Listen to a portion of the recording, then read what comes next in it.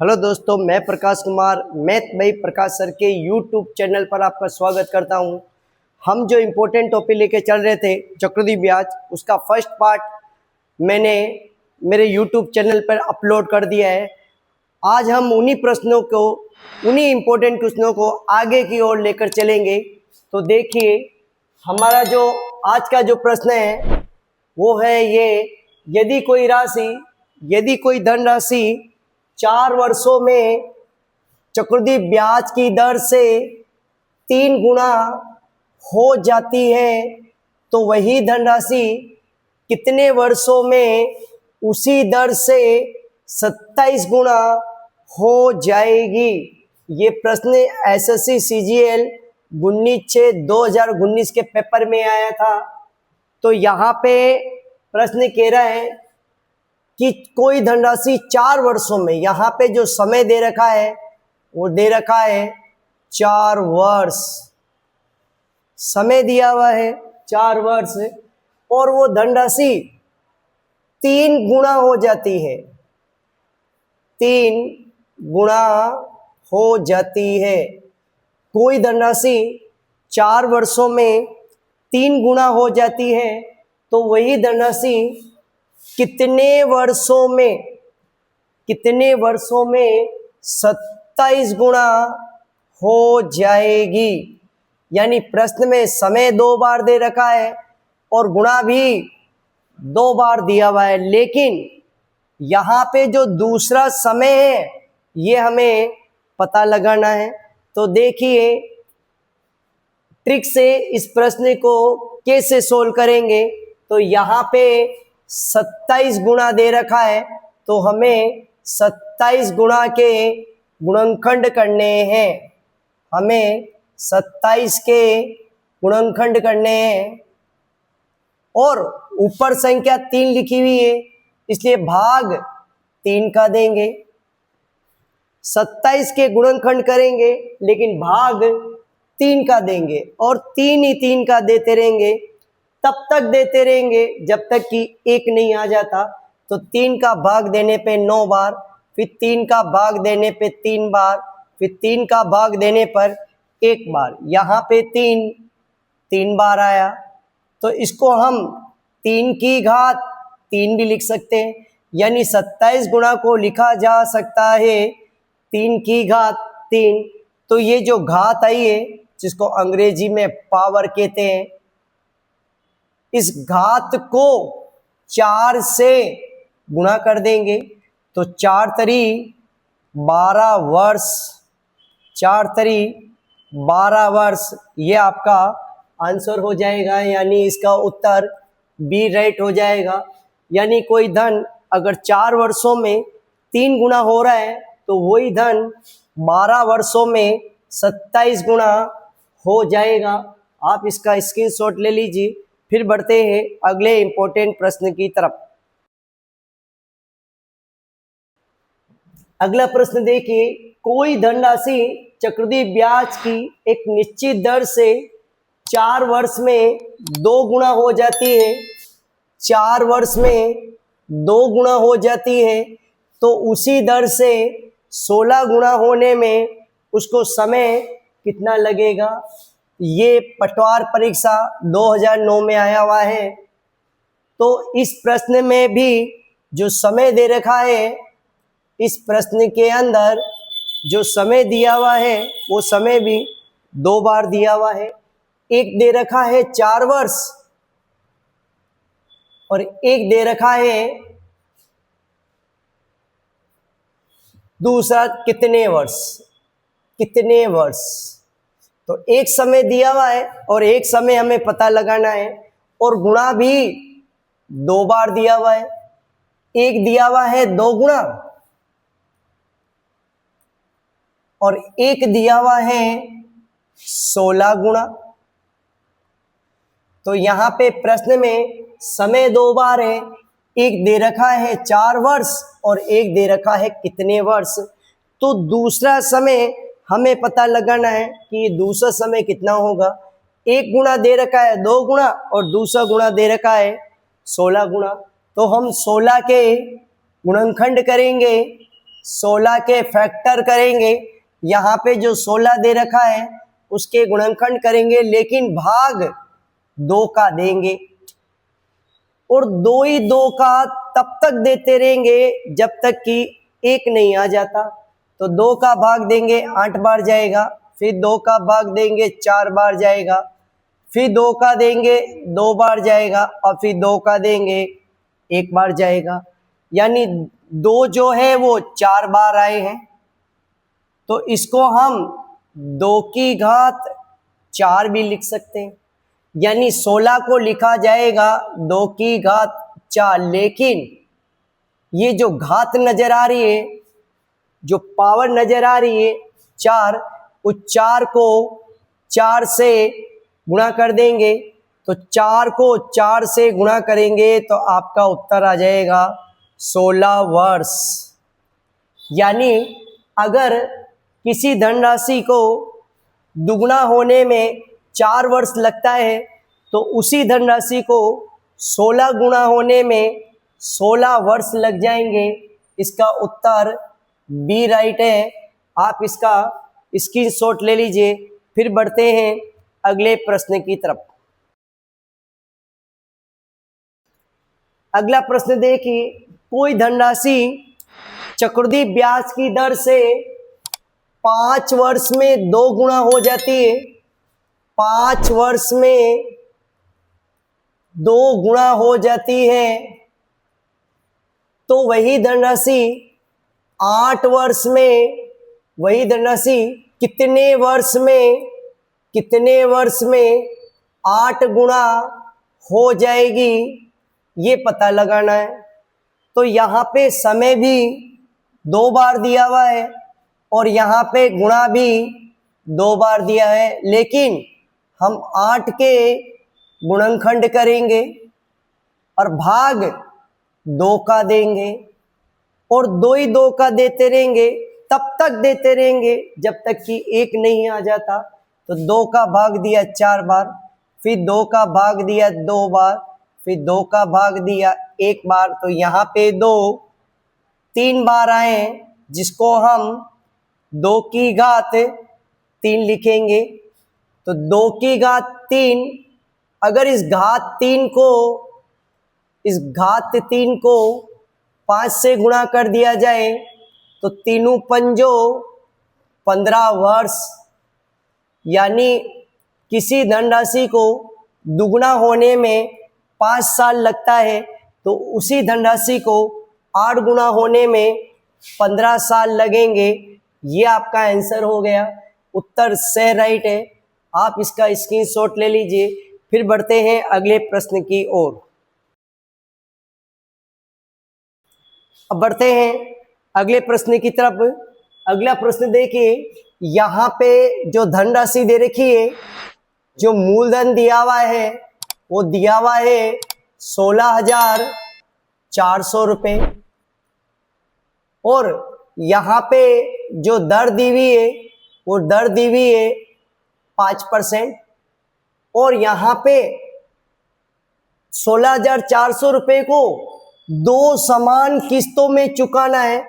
तो यहाँ पे जो एन दे रखा है, यानी जो किस्तें दे रखी है वो 2 किस्तों में हमें यहाँ पे 16,400 रुपये को चुकाना है। तो हमें यहाँ पे किस्त की राशि x बोले तो किस्त की राशि हमें पता लगानी है कि यहाँ पे x का मान क्या होगा। तो देखिए भाई ट्रिक, हम इस प्रश्न को कैसे हल करेंगे। हमें यहाँ पे किस्त की राशि पता लगानी है, तो उसका सूत्र देखिए P इंटू आर स्क्वायर और नीचे 1 प्लस आर। लेकिन यहाँ आर कैसे पता लगाना है वो देखिए, क्योंकि यहाँ आर का मतलब 5% नहीं है, तो फिर ये आर कैसे पता लगाया जाता है वो देखिए। तो यहाँ पे जो दर है वो 5% है, यानी 100 रुपये पर 5 रुपया ब्याज है। तो 100 में 5 जोड़ेंगे 105%, लेकिन परसेंटेज का नीचे 100 हो गया, 5 आएगा। तो यहाँ पे जो दर है उस दर की जगह हम 5% नहीं 1.05 लिखेंगे। तो देखिए यहाँ पे जो धनराशि है वो 16,400 रुपया है और यहाँ पे जो दर है वो 1.05 है, जिसको हम 2 बार लिखेंगे। और 1 प्लस दर की जगह 1.05, लेकिन जब 1.05 और 1 को जोड़ देंगे, अगर 1.05 और 1 अगर इन दोनों को जोड़ देंगे तो 1 और 1 2.05 हो गया। अगर इस पॉइंट को हटाएंगे तो ऊपर 100 लगेगा और अगर ऊपर पॉइंट हटाएंगे तो नीचे 100 लगेगा, फिर पॉइंट हटाएंगे तो 100 लगेगा। 100 से 100 कट गया, 2 जीरो से 2 जीरो कट गया। और अगर काटा जाए तो 5 के पहाड़े से 41 बार और 5 के पहाड़े से 21 बार। और 41 का पहाड़ा अगर 4 बार बोला जाए तो यहाँ पे 164 ही आता है। तो 41 से 164 4 बार कटेगा। 21 और 4 को अगर गुणा कर दिया जाए तो 84, और 84 को अगर 105 से गुणा कर दिया जाए तो इसका उत्तर आ जाएगा 8,820 रुपये। तो इसका राइट उत्तर होगा बी, 8,820 रुपये। ये बहुत अच्छा प्रश्न था। ये एसएससी जीडी के पेपर में 4/3/2020 को आया भी था। आप इसका स्क्रीनशॉट ले लीजिए। फिर बढ़ते हैं अगले प्रश्न की ओर। अगला प्रश्न देखिए। अगला प्रश्न कह रहा है कि 20% चक्रवृद्धि ब्याज की दर से 550 रुपए की उधार ली गई राशि 2 समान किस्तों में चुकानी है। तो अभी भी प्रश्न वही कह रहा है, प्रत्येक किस्त की राशि ज्ञात करनी है। तो सबसे पहले हम आर पता लगाएंगे। तो यहाँ पे आर दे रखा है 20%, यानी 100 रुपये पर 20 रुपया ब्याज दे रखा है। तो 100 में 20 जोड़ेंगे 120% हो गया। और अगर परसेंटेज का नीचे 100 लगा दे तो यहाँ पे 1.20 आ गया। हमारे पास किस्त ज्ञात करने का सूत्र ये था, P इंटू आर स्क्वायर और ब्रैकेट में 1 प्लस आर। तो यहाँ पे जो P है, जो धनराशि है, वो 550 रुपये है। इंटू में जो आर है वो यहाँ पे 1.20 आया, जिसको हम 2 बार लिखेंगे। 1.20 आया जिसको हम 2 बार लिखेंगे। और 1 प्लस आर, और यहाँ पे आर फिर से 1.20 दे रखा है। तो अगर 550 1.20 और नीचे अगर जोड़ दिया जाए तो 1 और 1 2.20। अब हम पॉइंट हटाएंगे। अगर ऊपर से पॉइंट हटाएंगे तो नीचे 100 लगेगा, फिर पॉइंट हटाएंगे तो 100 लगेगा, और नीचे पॉइंट हटाएंगे तो ऊपर 100 लग जाएगा। 100 से 100 कटा, 2 जीरो से 2 जीरो कटा, 1 जीरो से 1 जीरो कट गया। और अगर काटे तो 11 के पहाड़े में 11 पंजो 55, 11 दूना 22, और 2 से 12 कट गया, यानी 5 और 6 का गुणा 30 हो गया। और अगर 30 को 120 से गुणा कर दिया जाए तो उत्तर आ गया 3,600 रुपया।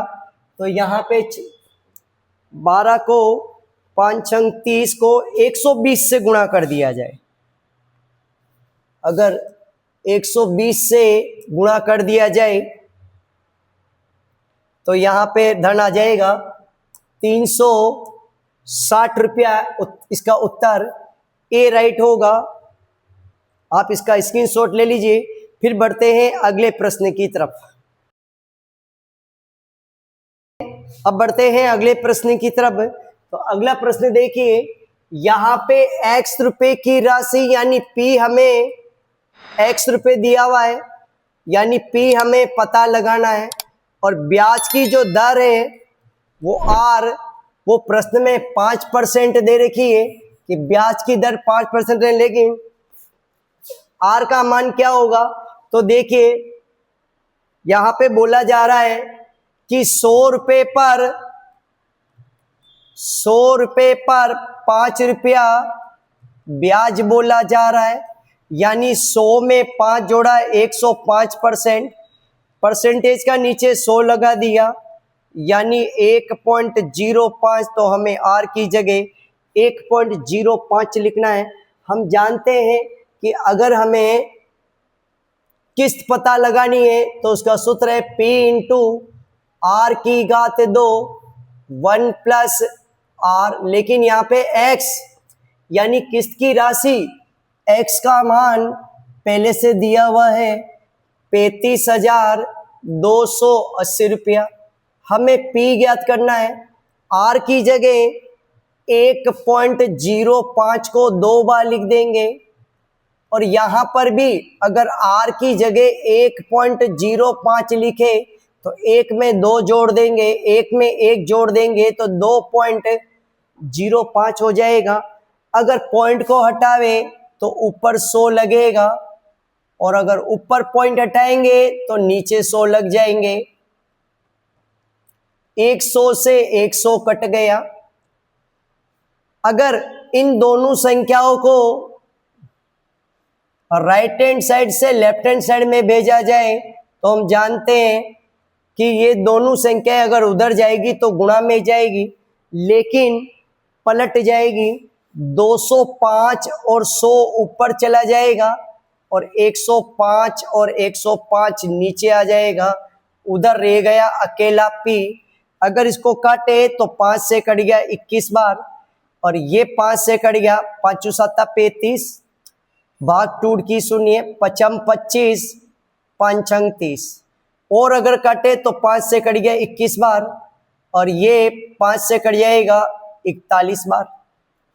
और काटे तो 7 से कट गया ये 3 बार और ये 7 से कट गया 1000, 7 8 56, 1008 बार। और काटे 7 से तो ये कट गया 3 बार और ये कट जाएगा 7 से, 7 एकम 7, 7 चौक 28, 7 चौक 28। अगर 3 और 3 को गुणा करें तो 9 हो जाता और 9 से ये कट जाएगा, 9 एकम 9, 9 चंग 54, यानी 16, 41 और 100 को गुणा कर देंगे तो हमारी धनराशि हमें पता लग जाएगी। तो 16 एकम 16 यानी 65,600 रुपये इसका उत्तर आ जाएगा। तो इसका आंसर ए राइट होगा। आप इसका स्क्रीनशॉट ले लीजिए। फिर बढ़ते हैं अगले प्रश्न की तरफ। अब बढ़ते हैं अगले प्रश्न की तरफ। तो अगला प्रश्न देखिए, प्रश्न में 2 वर्ष का चक्रवृद्धि ब्याज भी दिया हुआ है। 2 वर्ष का चक्रवृद्धि ब्याज दिया हुआ है 408 रुपये और 2 वर्ष का साधारण ब्याज दिया हुआ है 400 रुपये और हमें ब्याज की दर पता लगानी है कितनी होगी। बहुत अच्छा प्रश्न है ये, एसएससी सीजीएल में 9/3/2020 के अंदर आया था। तो देखिए इस प्रश्न को बड़ी ट्रिक कैसे करेंगे। हमें यहाँ पे दर ज्ञात करनी है। इस प्रश्न की पहचान है, इसमें आपको प्रश्न के अंदर चक्रवृद्धि ब्याज भी मिलेगा, आपको प्रश्न के अंदर साधारण ब्याज भी मिलेगा। तो हमें यहाँ पे दर ज्ञात करनी है। तो दर ज्ञात करने का सूत्र है अंतर इंटू में 100% और नीचे 1 वर्ष का साधारण ब्याज। तो देखिए यहाँ पे जो अंतर है, इन दोनों में जो अंतर है वो 8 रुपये का है। यहाँ पे जो अंतर है वो अंतर 8 रुपये का है, इंटू में 100% और 1 वर्ष का साधारण ब्याज। तो देखिए ये जो ब्याज दिया हुआ है ये ब्याज 2 वर्ष का है। अगर 2 वर्ष का साधारण ब्याज 400 रुपये बनता है तो 1 वर्ष का साधारण ब्याज 200 रुपये बनेगा। तो यहाँ पे जो 1 वर्ष का साधारण ब्याज है वो 200 रुपये है। 2 जीरो से 2 जीरो कट गया, 8 में 2 का भाग दे दिया, इसका उत्तर दर आ गई 4%। इसकी दर 4% है। तो आप इसका स्क्रीनशॉट ले लीजिए। फिर बढ़ते हैं अगले प्रश्न की तरफ। अगला प्रश्न देखिए, किसी धनराशि का 2 वर्ष का साधारण ब्याज 900 रुपये, यानी हमें 2 वर्ष का साधारण ब्याज दे रखा है 900 रुपये और 2 वर्ष का ही चक्रवृद्धि ब्याज दे रखा है 954 रुपये। तो यहाँ पे जब अंतर देखोगे तो यहाँ पे अंतर आ रहा है 54 रुपये का। और अगर 2 वर्ष का साधारण ब्याज 900 रुपये है तो 1 वर्ष का जो साधारण ब्याज होगा वो 450 रुपये होगा।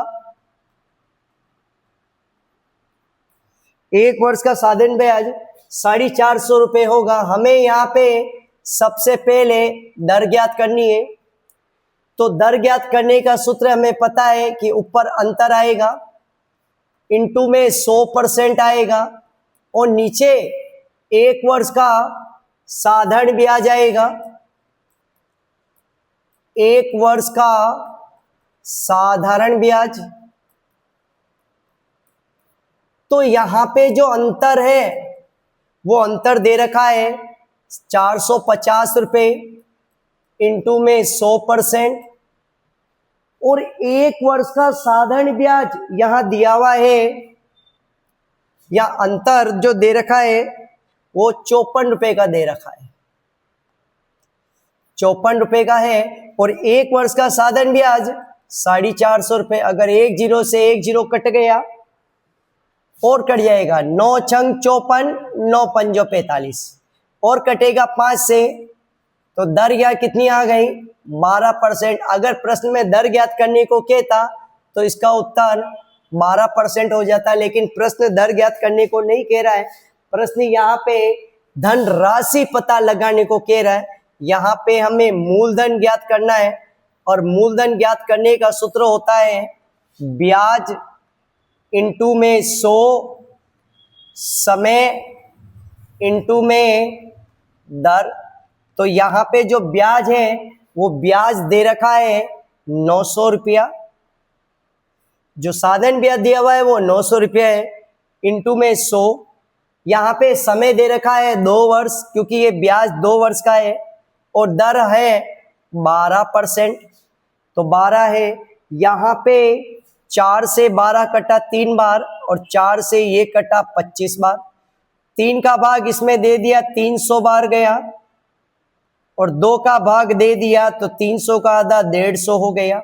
और अगर इनको गुणा कर दिया जाए तो 0, 15 पंजो 75, हासिल लगा 7, 15 दूना 30, 30 में 7 जोड़ा 37, 3750 रुपये इसका उत्तर आएगा। यानी उत्तर डी राइट होगा। यह भी बहुत अच्छा प्रश्न है, एसएससी सीजीएल के पेपर में आया था सन 2005 के अंदर। आप इसका स्क्रीनशॉट ले लीजिए। फिर बढ़ते हैं अगले प्रश्न की तरफ। अगला प्रश्न देखिए, 2 वर्ष के अंत में एक निश्चित राशि का चक्रवृद्धि ब्याज 832 रुपये है, यानी हमें 2 वर्ष का चक्रवृद्धि ब्याज दे रखा है 832 रुपये, लेकिन हमें जो 3 वर्ष का जो साधारण ब्याज दिया हुआ है वो दिया हुआ है 1200 रुपये। तो अगर 3 वर्ष का साधारण